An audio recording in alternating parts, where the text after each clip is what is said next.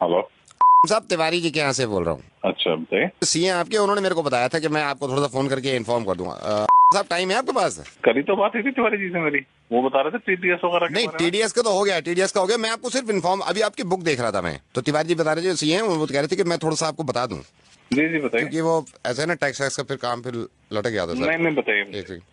30% tax ये तो पे कर दिया सर हमने आपका, ठीक है सर। अच्छा जी जी। 10% टीडीएस भी आपका, तिवारी जी ने कहा था टीडीएस। हाँ तो ये तो पता ही है, मेरे को बता दिया था उन्होंने। इसके दो ना फायदे बता रहा था इसको मैं आपके। तो सर 30% जो टैक्स कटा है आपका, क्योंकि सर आपका स्लैब जो है वो 12 लाख से ऊपर है, हम्म। तो 30% टैक्स कटने का फायदा ये है सर, कम से कम कल को इनकम टैक्स का डंडा तो नहीं होगा। और जो सही है, ये 10% टीडीएस भी आपने इसलिए काटा कि कल को आपको कोई प्रॉब्लम ना हो, ठीक है। है ना। तो सर ये दो फायदे हो गए, मतलब इनकम टैक्स के डंडे से बच गए, दूसरा ये टीडीएस के भी डंडे से बच गए। क्या कहना चाह रहे हो? ये तो मुझे ही पता है। ये सब नहीं, मैं नहीं, कम से कम इस जिम्मेदारी से बच गए ना। क्या कह रहे हो यार? सर मैं ये कह रहा हूँ, ये देने के बाद आपके ऊपर से जिम्मेदारी हट गई, आप कल को पागल है कि एक ही बात 30% को पकड़ लिया तूने? मेरे को पता नहीं है ये बात। ये तो पता है सर आपको। तो 30% टैक्स दे दिया तो इनकम टैक्स का डंडा आप पे नहीं पड़ेगा, आपकी जिम्मेदारी खत्म, आप बुरा मत मानिए सर। लेकिन इनका डंडा पड़ गया, ये क्या होगा फिर? यार रोजे रमजान में गालियां दिलवाएगा, क्या रह गया? सर ये क्या? सर 2.5% ज़कात। है? 2.5% ज़कात।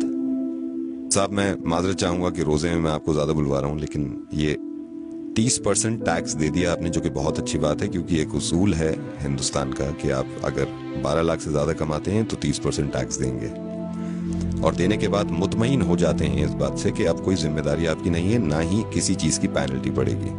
टीडीएस दे देते हैं आप 10%, साहब 2.5%, 2.5%, वो भी आपकी इनकम पे नहीं, आपकी सेविंग पे, सिर्फ 2.5% ज़कात, जो कि आप नहीं देते हैं। आप बिल्कुल ये मत समझिएगा कि मैं इस चीज के लिए शर्मिंदा करना चाह रहा हूं आपको, मैं नाम तक नहीं बता रहा हूं भाई। मैं सिर्फ ये कहना चाह रहा हूं कि अगर आप इनकम टैक्स नहीं देंगे तो उससे जाती तौर पर किसी एक इंसान को परेशानी नहीं होगी, वो हमारी मुल्क की तरक्की के आड़े आता है। लेकिन अगर ज़कात नहीं देंगे, वो भी सिर्फ 2.5%, कोई ना कोई तो अल्लाह ताला ने आप में ये बात देखी होगी, सलाहियत देखी होगी कि ये एक ऐसा बंदा है मेरा जिसको मैं इतना दूं, इतना नवाजूं, और अल्लाह ताला को पूरी उम्मीद होगी देने से पहले कि ये इंशाअल्लाह उस पैसे में से ज़कात निकालेगा और उन लोगों की मदद करेगा जो मुस्तहिक हैं, जो परेशान हैं, और खास तौर से इस महीने में, जिस महीने में ज्यादा से ज्यादा निकालना चाहिए। मैं माफी चाहूंगा सबसे पहले कि मैं इस तरह आपको फोन कर रहा हूँ। मैं रेडियो मिर्ची से नवेद बोल रहा हूँ असलम भाई, और इस बात की किना मत रखिएगा दिल में, वो आपसे मोहब्बत ही करते होंगे जिन्होंने ये बताया कि आप उन्हें प्लीज समझाइए कि वो ज़कात दिया करें, क्योंकि वो भी ये चाहते हैं कि आपकी आखिरत संभल जाए। फोन मत काटिएगा, मैं छोटी सी बात आपकी इस बच्चे की कराना चाहता हूँ। मैंने फोन पे इनको होल्ड पे रखा हुआ और ये बहुत देर से इंतजार कर रहा है। मैं रेहान, जरा फिर से बताना, तुम्हारी अम्मी ने आज रोजा रखा है? नहीं रखा। रेहान क्यों नहीं रखा रोजा उन्होंने? क्योंकि मेरी अम्मी बीमार है। तो तुम्हारे अब्बू क्यों नहीं इलाज कराते तुम्हारी अम्मी का, ताकि वो रोजे रख सकें? मेरे अब्बू के पास पैसे नहीं है।